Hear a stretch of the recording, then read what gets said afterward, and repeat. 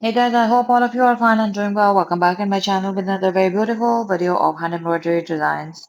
And this video contains a very beautiful and an elegant collection of borderline embroidery designs for dresses, for different type of DIY decor items. As you know that borderline embroidery is the favorite of my YouTube friends and family members. In most of my videos, you have been requesting me and giving a very good and positive response of my borderline embroidery designs.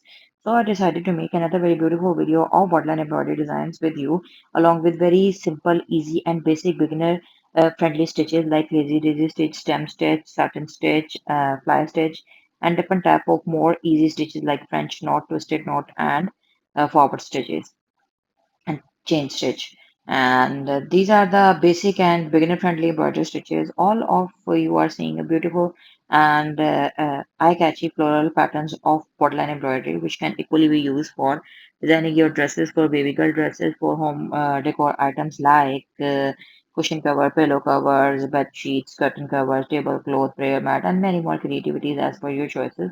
You can also make use of beads, pearls, and mirror work to give the whole entire pattern of borderline embroidery a very beautiful and formal look.